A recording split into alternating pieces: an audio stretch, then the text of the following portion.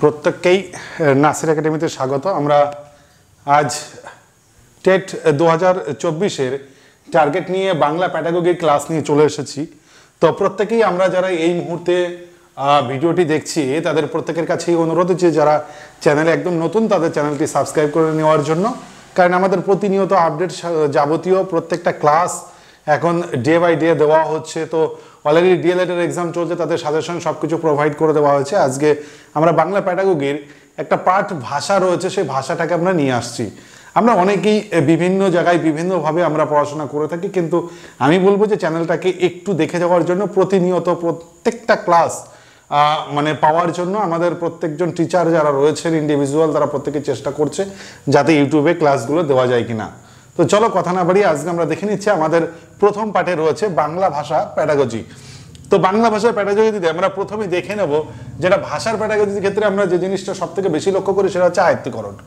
এই ভাষার আয়ত্তীকরণ অ্যাকুইজিশন যেটা হয়ে রয়েছে, এটা এই আত্মীকরণটা হচ্ছে এমনই একটি প্রক্রিয়া যার অধীনে শিশু তার পারিপার্শ্বিক পরিবেশ, পরিবারের বসবাস করে ভাষা অধিগ্রহণ করে।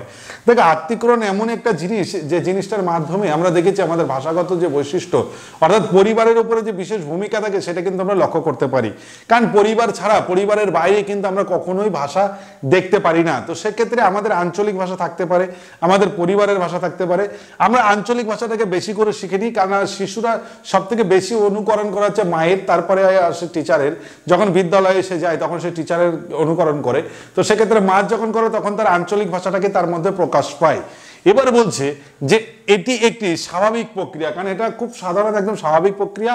আর বলছে কি, এর জন্য কোনো প্রথাগত নিয়মের প্রয়োজন হয় না। কারণ একটা জিনিস খেয়াল রাখতে হবে যে প্রথাগত কোনো একটা নিয়ম আছে, যে নিয়মের উপরে দাঁড়িয়ে থেকে আমরা কিন্তু বলতে পারবো যে শিশু এটা আয়ত্তীকরণ করেছে, তেমন কিন্তু কোনো নেই।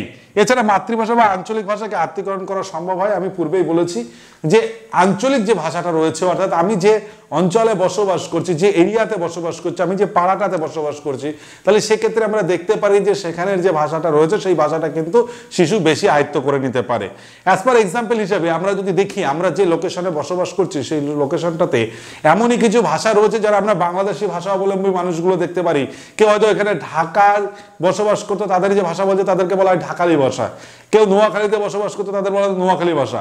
কিন্তু এই যে নোয়াখালীর মধ্যে যখন থেকে যায়, অর্থাৎ শিশু যখন তার ভূমিষ্ঠ হওয়ার পরে তার মায়ের সঙ্গে যখন ভাষার প্রথম পরিচয় ঘটে, তখন কিন্তু সেই সময়ের জন্য কিন্তু সেই নোয়াখালী ভাষাটাকে সে বলে আসে। তো এই আঞ্চলিক ভাষাটা একটা বিশেষ প্রবণতা, অর্থাৎ আঞ্চলিক ভাষা আয়ত্তকরণটা তার কাছে বেশি হচ্ছে, কারণ শিশু তার ছোটবেলা থেকে এই ভাষাটাকে শিখে এসেছে। চলো নেক্সট চলে যাবে এবার ভাষার আত্মীকরণের সাথে সম্পর্কিত গুরুত্বপূর্ণ বিষয়গুলি কি কি রয়েছে। কারণ আমি যে ভাষার যে আত্মীকরণটা আমার ঘটলো, সেই আত্মীকরণের ফলের যে ভূমিকা, যে বিষয়গুলো থাকবে, সেই বিষয়গুলো কি থাকতে পারে। না বলছে ভাষা আত্মীকরণ প্রক্রিয়া সহজ এবং স্বাভাবিক। কারণ দেখো, ভাষা আত্মীকরণ প্রক্রিয়া সহজ এবং স্বাভাবিক কেন? কিন্তু এই কারণেই স্বাভাবিক বলছে যে আমি যেহেতু মাতৃভাষার উপরে ডিপেন্ডেন্ট রয়েছি, তাই সেক্ষেত্রে এখানে যদি আমি সেকেন্ড ল্যাঙ্গুয়েজ হিসাবে ইংলিশ ব্যবহার করতাম, তাহলে কি আমার আত্মীকরণটা বেশি ঘটতো? না, কখনোই না। কারণ সেই সময় আমার আত্মীকরণ কখনো বেশি ঘটবে না। তাই সেক্ষেত্রে আমাদের কি প্রয়োজন হচ্ছে? না, এটা সহজ এবং স্বাভাবিক হচ্ছে, কারণ যেহেতু আমি এটা মাতৃভাষা হিসাবে এটাকে ব্যবহার করছি।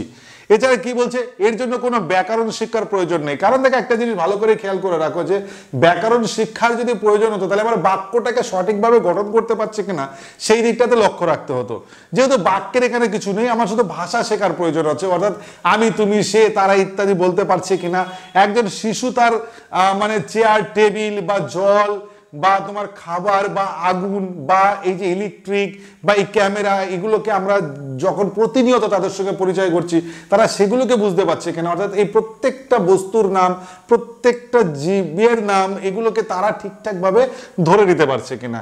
এর জন্য কোনো ব্যাকরণ শিক্ষার প্রয়োজন হচ্ছে না। ভাষা আত্মীকরণে পরিবার এবং সমাজের গুরুত্ব সবচেয়ে বেশি। কারণ দেখো, আমি যে সমাজের বসবাস করছি এবং আমরা যে আঞ্চলিক যে জায়গাটাকে বসবাস করছি সেটাকে টোটাল বলছি এবং পরিবার বলছে। কারণ আমি শিশু যখন বিদ্যালয়ে যাচ্ছে তখন কিন্তু তার বিদ্যালয়ের ভাষাটাকে একটা জায়গায় আসছে, আর যখন সে বাড়িতে আসছে তার বাড়িতে ভাষার কিন্তু পরিবর্তন ঘটছে। অর্থাৎ বিদ্যালয়ের ভাষাটা যেহেতু প্রাথমিক অবস্থায় সে যতটা না ভালোভাবে আয়ত্ত করতে পারছে, কিন্তু বাড়িতে এসে কি করছে, সেই মায়ের সঙ্গে শোনা বা পরিবারের অন্যান্য সদস্যের সঙ্গে শুনিয়ে যে ভাষাটাকে ব্যবহার করছে, সেই ভাষাটা তার কাছে কিন্তু অনেক গ্রহণযোগ্যতা পাচ্ছে। আমরা ক্লিয়ার হয়েছে এ পর্যন্ত। এবার বলছি ভাষার শিখন কি। দেখো ভাষা শিখন হচ্ছে যে কোনো ধরনের শিখন প্রক্রিয়া সারা জীবন চলতে থাকে। দেখো শিখন প্রক্রিয়াটাই হচ্ছে আজীবন পদ্ধতি, অর্থাৎ মৃত্যুর আগ পর্যন্ত কিন্তু শিখন প্রক্রিয়া চলতে থাকে। নেক্সট কি বলছে, এটি প্রথাগত বা ফর্মাল উপায়ে ব্যবহার করা হয়, কারণ এটা কিন্তু স্বাভাবিকভাবেই যে প্রথাগত ফর্মাল উপায়ে থাকা ব্যবহার করা হয়। ভাষা শিখনের নিয়ম ও ব্যাকরণের ব্যবহার তুলনা বেশি করা হয়, কারণ কি হচ্ছে ভাষা যখন আমি শিখছি তার নিয়ম কারণগুলো যখন শিখতে যাব তখন সেক্ষেত্রে কিন্তু আমরা ব্যাকরণের ব্যবহারের তুলনা বেশি দেখতে পাচ্ছি। আর দ্বিতীয় ভাষার ক্ষেত্রে ভাষা শিখন অত্যন্ত গুরুত্বপূর্ণ, কারণ দেখো আমরা মাতৃগর্ভ থেকে ভূমিষ্ঠ হওয়ার পরে যখন পৃথিবীর বুকে এসেছি তখন কিন্তু আমরা মাতৃভাষা সম্পর্কে বেশি জ্ঞান লাভ করেছি, কিন্তু আমার যে দ্বিতীয় ভাষাটা রয়েছে সেই দ্বিতীয় ভাষা সম্পর্কে কিন্তু তখন আমার সম্যক জ্ঞান নেই। তাই সেক্ষেত্রে আমার কিন্তু দ্বিতীয় ভাষাটাকে শেখার জন্য অত্যন্ত গুরুত্বপূর্ণ ভূমিকা পালন করছে। তবে নেক্সট কি বলছে দেখিনি, ভাষা শিখন সাথে সম্পর্কিত তথ্য। এই যে ভাষা যে শিখবো তার সঙ্গে আমার কি কি সম্পর্ক থাকতে পারে বা তার কি তথ্য থাকতে পারে সে বিষয় নিয়ে বলছে। এতে ভাষার নিয়ম শিখতে হয়, কারণ ভাষা শিখনের সাথে সম্পর্কিত কোনো তথ্য থাকলে অবশ্যই আমাদেরকে ভাষার নিয়ম শিখতে হয়। প্রথাগত শিক্ষার মাধ্যমে ভাষার শিখন, দেখো প্রথাগত শিক্ষা বলেই দিয়েছি পূর্বে, ভাষা শিখন শুরু হয় মূলত স্কুলে। কেন হচ্ছে যে না, আমি একটু আগেই যখন আমরা বললাম আমরা দ্বিতীয় ল্যাঙ্গুয়েজ হিসেবে ব্যবহার করলাম, তখন সেক্ষেত্রে কি করছে ব্যাকরণগত বৈশিষ্ট্য প্রয়োজন হচ্ছে। তাহলে আমি বিদ্যালয়ে যদি না যাই তাহলে আমার ভাষাগত বৈশিষ্ট্য আসবে না, তাই না, আমার পুরো ক্লিয়ার হবে না। শিশুর ভাষা শেখানোর ক্ষেত্রে প্রেষণার দরকার আছে, কারণ প্রেষণা যদি না থাকে তাহলে কিন্তু ভাষা কখনোই কোনো প্রকারভাবে আসতে পারে না। এর জন্য ব্যাকরণের প্রয়োজন হয়, কারণ এই যে ভাষা শিখনের সাথে যে অন্যান্য যে তথ্যগুলো রয়েছে সেই তথ্যগুলোর মধ্যে কিন্তু ব্যাকরণ শেখা রয়েছে, বিদ্যালয়ে যেতে হচ্ছে অর্থাৎ স্কুলে গিয়ে শিখছে, তারপরে তোমার প্রথাগত পদ্ধতিতে শিখছে, এছাড়া ভাষার যে নিয়মগুলো রয়েছে সেগুলো শিখছে। এছাড়া সর্বশেষ যে অবস্থান দেখা যায় সেটা হচ্ছে শিক্ষকের বিদ্যালয়ের পাঠ্যপুস্তক আর পাঠদান পদ্ধতি। তাহলে কি হলো, বিদ্যালয়, শিক্ষক, পাঠ্যপুস্তক আর পাঠদান পদ্ধতি, এগুলোর মাধ্যমেই কিন্তু সে তার শিশু ভাষার দিকে এগিয়ে যাচ্ছে। চলো নেক্সট দেখে নিই এবার কি বলছে। নেক্সট বলছে শিখনের প্রকারভেদ। এটা কাজ করে শেখা, যেটা লার্নিং বাই ডুইং আমরা বলে থাকি। আমরা লার্নিং বাই ডুইং বললে আমরা কিন্তু খুব সুন্দরভাবে এই জিনিসটাকে বুঝে নিতে পারি, তাই ওখানে আমরা বলছি লার্নিং বাই ডুইং। এবার এক্ষেত্রে শিখনের জন্য ক্রিয়ার গতির দিকে গুরুত্ব দেওয়া হয়, কারণ যে ক্রিয়াটা ঘটছে অর্থাৎ শিশু যখন তার এগিয়ে যাচ্ছে সেদিকটাতে আমরা বেশি গুরুত্ব দিচ্ছি। কারণ দেখবে একটা জিনিস খেয়াল করে দেখবে, শ্রেণীকক্ষের মধ্যে যদি অন্যান্য শিশুরা যখন থাকে তার মধ্যে বেস্ট শিশু চাইল্ড একটা থাকে, তো সেক্ষেত্রে আমরা কিন্তু দেখছি যে তার ডেভেলপটা বেশি হচ্ছে, তার ভাষাগত বৈশিষ্ট্য বেশি, তার ভাষাগত চেনার ক্ষমতা বেশি, বলার ক্ষমতা বেশি তার মধ্যে রয়েছে। শাব্দিক শিখন, শাব্দিক বা মৌখিক শিখনের মধ্যে রয়েছে প্রতীকী শব্দ, সংখ্যা ইত্যাদির মাধ্যমে শিখন। দেখো শুধুমাত্র এই যে শব্দ দিয়ে যারা আমরা মৌখিক অবস্থায় যে শব্দগুলো তাদেরকে আমরা শিখাচ্ছি সেগুলো কিন্তু কি হচ্ছে, হতে পারে একটা প্রতীক, যে কোনো একটা সিম্বল দিয়ে দিচ্ছি তাদের কাছে, বলতে একটা শব্দ দিচ্ছি, একটা সংখ্যা দিচ্ছি, এই সব কিছু মিলিয়ে কিন্তু আমরা কি করছি না শিশুদের শেখানোর একটা জায়গা তৈরি করছি। এর পরের পার্ট কি বলছে না, মিথস্ক্রিয়ামূলক শিখন বা ইন্টারেক্টিভ শিখন। এটা কি করছে, ব্যক্তি সমাজে দৈনিক জীবনের অভিজ্ঞতা পর্যবেক্ষণ বা শুনে এবং চিন্তা করে শিখন ক্রিয়া সম্পন্ন করে। তাহলে শিখনের প্রকারভেদ সম্পর্কে আমরা দেখলাম। আমি একটা কথা বলে দিই, এই যে ভাষাটাকে যেটা আমরা করছি এটা কিন্তু একদম নিট অ্যান্ড ক্লিন, একদম পরিষ্কার পরিচ্ছন্নভাবে করব আগামী দিনগুলোতে, যাতে আমাদের আর দ্বিতীয়বার ভিডিওটাকে প্লে না করে দেখতে হয়। তাই আমি যতটুকু ক্লাস করাবো একটু চেষ্টা করবে ক্লাসটাকে না টেনে সম্পূর্ণ দেখার জন্য। চলো নেক্সট একটু দেখে নিচ্ছি পরবর্তীতে কি রয়েছে। বলছে ভাষা শিখনে আত্মীকরণের ক্ষেত্রে বিশিষ্ট ব্যক্তিদের মতামত। এই যে ভাষা যে আমরা করছি এবং যে সমস্ত বিশিষ্ট ব্যক্তি বা যারা শিশু শিক্ষাবিদ, শিশু মনোবিদ যারা ছিলেন তারা প্রত্যেকেই কিন্তু এই বিষয়ে অনেক কথা বলে গেছেন। ভাইগোটস্কি কি বলেছেন না, ভাইগোটস্কি বলছেন ভাষা সমাজের সাথে যোগাযোগের ফলাফল। কারণ দেখো সমাজের সঙ্গে আমরা যে যোগাযোগ, যে কমিউনিকেশনটা করছি সেই কমিউনিকেশনটা কিন্তু 100% ভাষার প্রয়োজন আছে।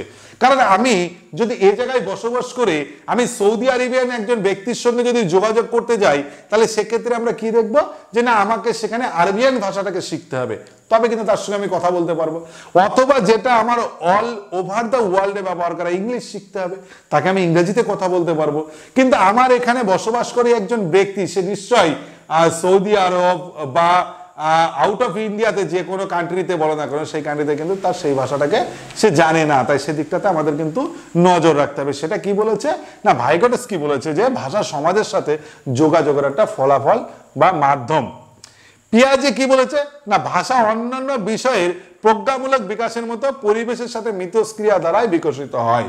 কারণ কেন হচ্ছে যে না, সে আস্তে আস্তে মানে খুব ঝলসে উঠছে। আমরা যদি একটা ফুলকে বলি, সেই ফুলটাকে কড়ি থেকে আস্তে আস্তে সেটা বিকশিত করছে, যার ফলস্বরূপ কি হচ্ছে যে না, সে করছে কি, পিয়াজের বলছে পরিবেশের সাথে মিথস্ক্রিয়া দ্বারা বিকশিত হচ্ছে। কারণ পরিবেশের সঙ্গে যদি না থাকে তাহলে কিন্তু সেটা কোনো প্রকার ভাবেই সম্ভব নয় ভাষাটাকে এগিয়ে নিয়ে যাওয়া। চমস্কি কি বলছে না, ভাষা আত্মীকরণের ক্ষমতা শিশুদের মধ্যে সহজ। ভাষা যদি আত্মীকরণ করতে হয় প্রথম অবস্থায় আমরা একটা জিনিস দেখতে পারি যে শিশুদের মধ্যে এই ক্ষমতাটা একটু বেশিই থাকে, কারণ এরা খুব সহজভাবে আমরা দেখি খুব ভালোভাবে তারা বুঝে নিতে পারে। এই ভাষার সিস্টেমকে চিনতে পারার ক্ষমতা তাদের মধ্যে সবসময় বেশি থাকে, যা নিয়ে মানব শিশু জন্মগ্রহণ করে। এটা কে বলেছে না, চমস্কি বলেছে। আমরা ক্লিয়ার হলাম। এবার চলে যাবো আমরা পরবর্তী পাঠে, ভাষা শেখানোর মূল নীতি, অর্থাৎ ভাষা শেখানোর মূল নীতিগুলো কি কি রয়েছে। দেখো, ভাষা শেখানোর অনুবন্ধন নীতি বা অনুবর্তনের নীতি রয়েছে। কারণ শৈশবকালে শিশু একটি শব্দ চিনতে পারে যখন কোনো বস্তু বা ব্যক্তির সাথে সেই শব্দের সম্পর্ক প্রতিষ্ঠা করা হয়, এবং অর্থাৎ ওই শৈশবের শেখানোর প্রক্রিয়াটিকে বাস্তব ঘটানো এবং অভিজ্ঞতার উপর নির্ভর করে। কেন হচ্ছে না, একটা শিশু যখন শব্দ বলছে শব্দটাকে চিনতে পারছে, চিনতে পারার অভ্যাস রয়েছে। সাপোজ আমার হাতে এটা পেন রয়েছে, এই জিনিসটাকে ওই শিশু যখন নিয়ে ঘুরে বেড়াচ্ছে, আমি শিশুটাকে বলছি বাবা ওটাকে হাত দিও না, ওটা কিন্তু পেন। তো এই যে পেন শব্দটাকে আমার বাচ্চাটাকে শুনলো, তখন কিন্তু সে ধারণা করে রাখলো এটা কিন্তু পেন। আবার দেখা যাচ্ছে কোনো প্রকার ভাবে জলে হাত দিচ্ছে, বাবা জলে হাত দেয় না, ঠান্ডা লেগে যাবে। তো বেসিক্যালি কি হচ্ছে, শিশু তখন কিন্তু জলটাকে অনুভব করতে পারছে, কারণ তখন আমরা জল তার কাছে বারবার বলছি। তাই এই যে মাধ্যমটাকে, এই মাধ্যমটাকেই বলছে অনুবন্ধনের নীতি বা অনুবর্তনের নীতি। এবার আসছি অনুকরণের নীতি। অনুকরণ কি? দেখ, একটা জিনিস খেয়াল করে রাখো, শিশুর প্রাথমিক শিক্ষায় এই নীতি ব্যবহার কার্যকর। এর অধীনে শিশু তার পরিবার, সমাজ ইত্যাদির অনুকরণ করে শেখে। এই ধরনের শিক্ষার ক্ষেত্রে ভাষার যোগ্যতা সমাজ, পরিবার ইত্যাদির উপরে নির্ভর করে।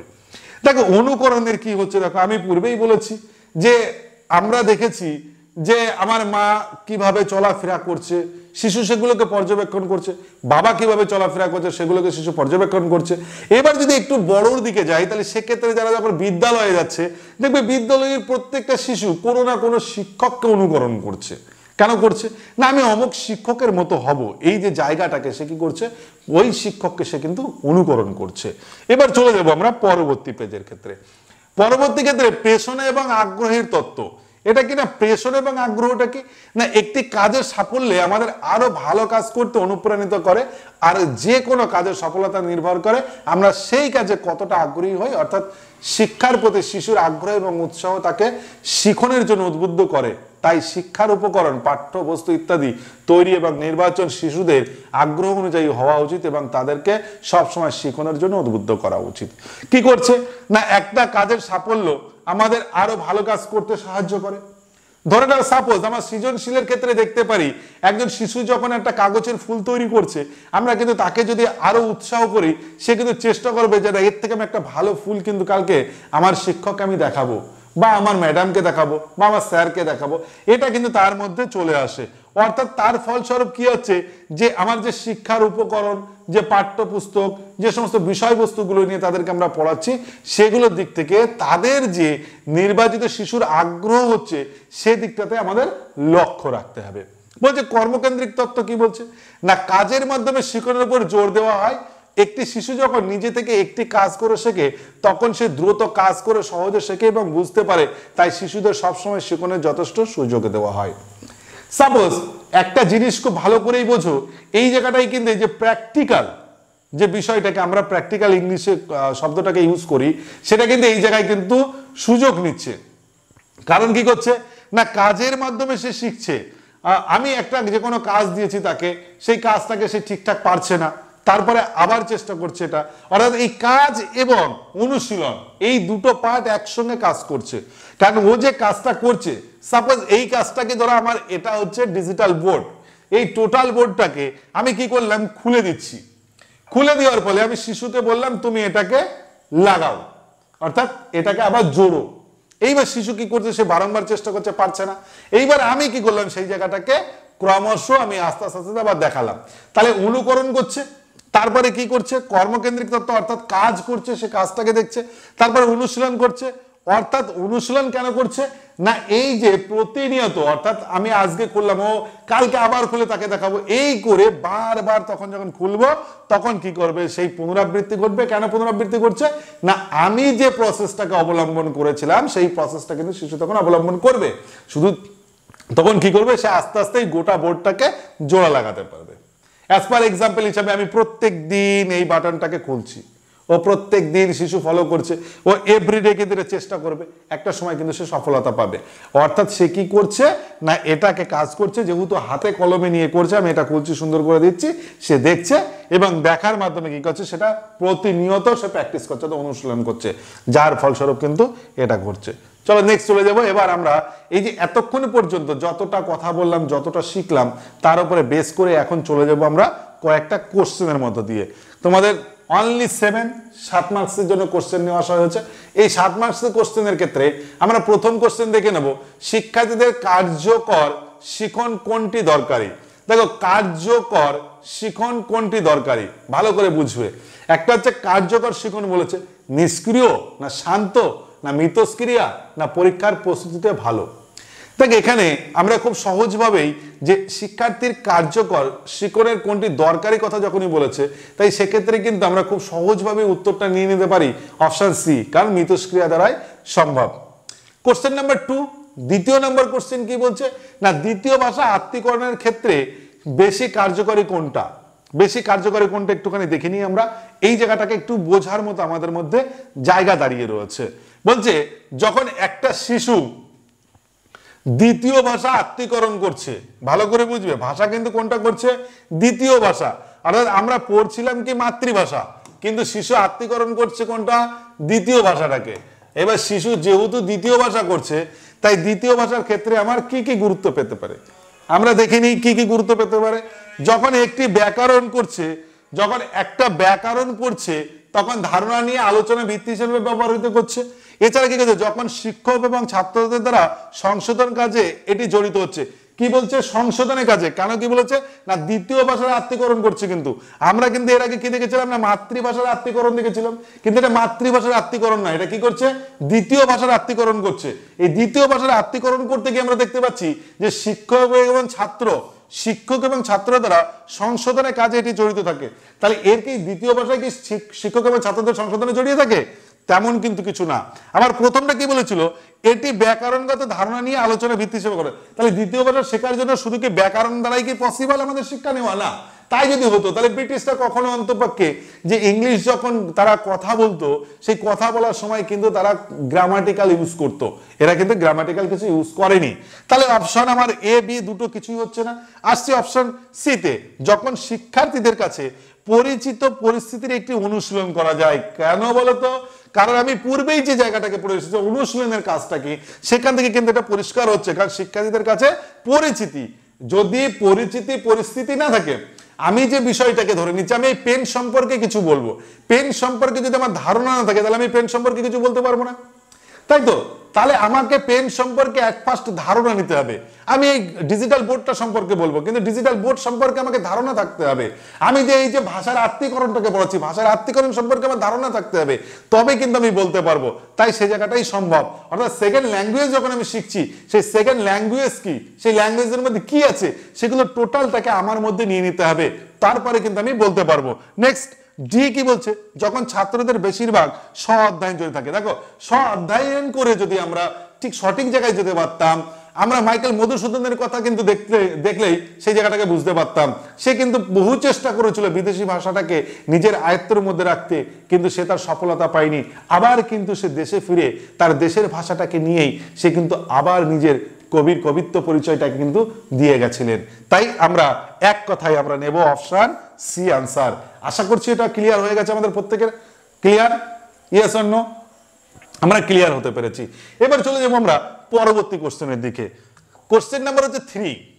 এই কোশ্চেনটা একটা ব্র্যাট জিনিস রয়েছে, আমরা যদি একটু ভালো করে লক্ষ্য করি কোশ্চেনটার দিকে, তাহলে দেখতে পাবো যে কি রয়েছে এর মধ্যে। খুব সহজভাবে তোমরা লক্ষ্য করো।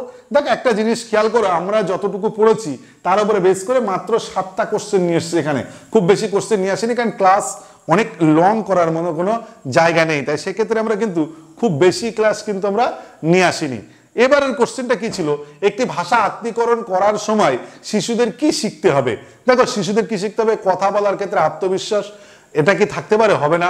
যোগাযোগের দক্ষতা থাকতে হবে, ধ্বনিবিদ্যা, অভিধান, ব্যাকরণ এবং বাস্তববিদ্যা, ভাষা শেখানোর জন্য জটিল এবং শক্তিশালী পদ্ধতি। দেখো আত্মীকরণের ক্ষেত্রে সবকটারই প্রয়োজন হয়, বাট আমরা যোগাযোগের দক্ষতাটাকে আমরা একটু রেখে দিচ্ছি এখানে, কিন্তু যোগাযোগের দক্ষতা কিন্তু উত্তর সঠিক হবে না, অর্থাৎ এর মধ্যে আমাদের সবকটার প্রয়োজন হতে পারে অথবা কোনোটি নয়, অথবা কোনোটি নয়। এই জিনিসটা কিন্তু খেয়াল রাখবে একটু, কারণ একটা জিনিস দেখো এই জায়গাটা কি বলেছে, একটি ভাষা আত্মীকরণ করার সময় শিশুদের কি শিখতে হবে, অর্থাৎ সে ভাষাটাকে যে আত্মীকরণ করবে তার ক্ষেত্রে কি কি তার শেখা দরকার আছে। এটা বিতর্কমূলক কোশ্চেন, তাই সেক্ষেত্রে আমি দেখতে বলেছি। আমি কোশ্চেন নাম্বার 4-এ চলে যাচ্ছি। এই জিনিসটা একটু খেয়াল করবে যে খুব ফাস্ট করছি একটুখানি, কারণেই সময়টা অনেক বেশি দেখবে। বলছে ভাষার একটি অধ্যায় শিক্ষাদানকালে একজন শিক্ষিকা বিজ্ঞান এবং সমাজ যে বিজ্ঞান রয়েছে সেটা পড়াবেন এবং শিক্ষার্থীকে সেই অংশটি পড়তে বলবেন যেটি ভাষা অধ্যায়ের সাথে সম্পর্কিত। এই ধরনের আবেদনকে বলা যেতে পারে। সে কি করছে, যে শিক্ষাদান করছে কে না একজন শিক্ষিকা, কি করছে বিজ্ঞান এবং সামাজিক শিক্ষা দিচ্ছে। এই বিজ্ঞান এবং সামাজিক শিক্ষা দিতে গিয়ে তিনি কি করছেন না ওই শিক্ষার্থীকে সেই অংশটি পড়তে বলবেন যেটি ভাষা অধ্যায়ের সাথে সম্পর্কিত, অর্থাৎ ভাষার সম্পর্কে রিলেটেড ভাষা থাকবে সে জায়গাটাকে। এরকম কি হতে পারে, বলছে আন্তঃবিষয়ক না, অসম্ভব ব্যাপার। বলছে পাঠ্যক্রম সম্পর্কিত ভাষা, 100%। ল্যাঙ্গুয়েজ যদি না থাকে, যদি পাঠ্যক্রমের ভাষা না থাকে বুঝবো না। আবার বলছে বহুবিধ ভাষা শিখন, অর্থাৎ এক গাদা ভাষাকে এক জায়গায় শিখন করছে না, বিষয় ভাষা শিখন, অর্থাৎ বিষয়ের যে ভাষাটা, অর্থাৎ আমার যে সমাজ বিজ্ঞান পড়াচ্ছে, আমার যে কি বলছে সমাজ বিজ্ঞান পড়াচ্ছে এবং বিজ্ঞান পড়াচ্ছে, এই দুটোর মধ্যে একটা না বিজ্ঞান এবং সমাজ বিজ্ঞান, সেটা ইংলিশেও থাকতে পারে, সেটা বাংলাতেও থাকতে পারে, তাই না। তাই সেক্ষেত্রে কিন্তু সেটাও না। তাহলে পাঠ্যক্রম সম্পর্কিত যে ভাষাটা রয়েছে, অর্থাৎ ওখানের যে বাংলা ভাষা রয়েছে সেটা বাংলা পড়াচ্ছে, যদি ইংলিশ থাকে ইংলিশ পড়াচ্ছে, অর্থাৎ যেহেতু আমার আত্মীকরণের ক্ষেত্রে রয়েছে তাই সেক্ষেত্রে আমার সেটা কিন্তু আমার ভাষা বাংলা বলে সেটা বাংলাতেই যাচ্ছে। চলো নেক্সট, এবার চলে যাই কোশ্চেন নাম্বার 5 এর ক্ষেত্রে। 5 নম্বর কোশ্চেনের ক্ষেত্রে আমরা আরেকটু জিনিস লক্ষ্য করলে আরেকটু ক্লিয়ার হয়ে যাবো। আমরা একটুখানি দেখিনি যে 5 নম্বর জিনিসের কি বলছে। বলছে শিখন ও আত্মীকরণ এর ক্ষেত্রে কোনটি সত্য নাই, এটা কিন্তু সত্য নয় বলেছে। এটা দেখো একটা জিনিস, আত্মীকরণ একটি প্রাকৃতিক প্রক্রিয়া, শিখন একটি ধারাবাহিক প্রক্রিয়া, শিখনের ফলে বিষয়ের দক্ষতা বৃদ্ধি পায় আর আত্মীকরণের প্রজ্ঞার ক্ষমতা সাহায্য করে। দেখ এই জায়গাটা কিন্তু আমরা অপশন দিয়ে নিচ্ছি, আত্মীকরণের প্রজ্ঞার ক্ষমতা সাহায্য করে। এটা সবিস্তারে আলোচনা করলাম না, অনেক বড় হয়ে যাচ্ছে। ভাষা শিক্ষায় সৃজনশীলতা বলতে কি বোঝো, ভাষা শিক্ষার সৃজনশীলতা, এই কোশ্চেনটা আবার একটু ডিসকাসের প্রয়োজন হয়। কিছু কিছু কোশ্চেন আছে যে কোশ্চেনগুলো একটু বেশি ডিসকাস না করলে হয়তো নিজেদের আয়ত্তের মধ্যে আসতে পারে না। বলছে উদ্ভাবনীমূলক ওপেন অ্যান্ড্রয়েড প্রশ্ন, একদম ওপেন ফোরামে যেটা রয়েছে সেক্ষেত্রে বলছে যা শ্রেণীকক্ষে বিভিন্ন ব্যাখ্যা এবং উত্তর সহ জিজ্ঞাসা করা যেতে পারে। কি করছে, উত্তর সহ ব্যাখ্যা শ্রেণীকক্ষে। তাহলে তারপরে একটা কি, ভাষা শিক্ষার ক্ষেত্রে সৃজনশীলতার কিন্তু ভালো করে বুঝবে, একটি সত্য বোঝার জন্য বিভিন্ন বিষয় থেকে তথ্য সংগ্রহ করা ইম্পসিবল। একটা সত্য ঘটনাকে অবলম্বন করার জন্য যদি বিভিন্ন বিষয়ে তথ্য সংগ্রহ করতে হয় সেক্ষেত্রে কিন্তু কোনো প্রকার ভাবে সৃজনশীলতার পরিচয় বোঝা যায় না।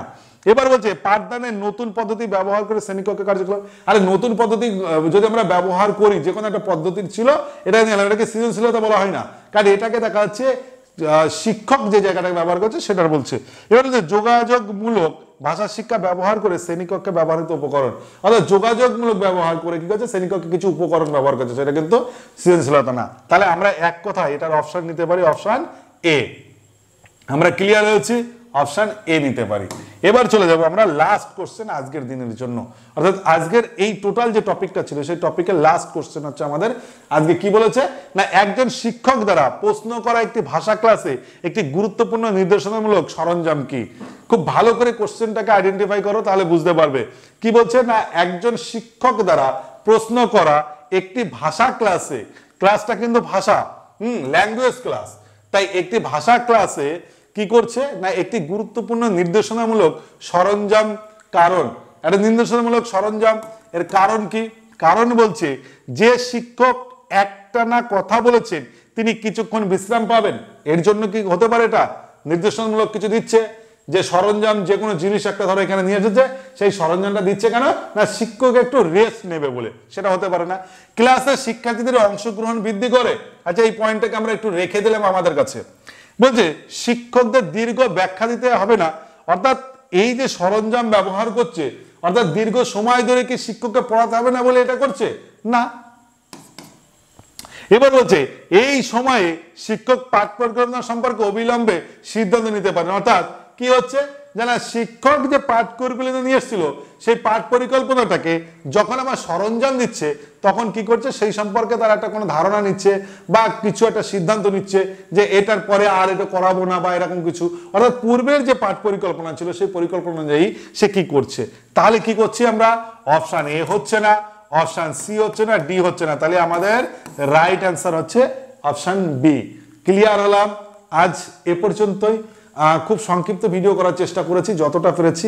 আর ক্লাস কেমন লাগলো প্রত্যেকের কাছে অনুরোধ অন্তপক্ষে ক্লাসে কমেন্ট করে জানানো।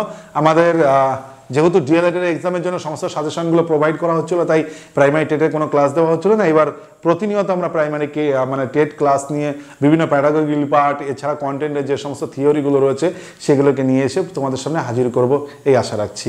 যারা এতক্ষণ পর্যন্ত চ্যানেলটা দেখছিল, যাদের একদমই নতুন তাদের কাছে অনুরোধ করব একবারের জন্য অন্তপক্ষে যদি আগামী দিনে 2024-এর টেটে কাজে লাগে তা সেক্ষেত্রে একবার সাবস্ক্রাইব করে নেওয়ার জন্য, এবং যারা পুরানো দেখছো প্রত্যেকেই থ্যাংক ইউ সো মাচ। আজ এ পর্যন্তই, আবার দেখা হবে কোনো একটি ভিডিওতে। Thank you.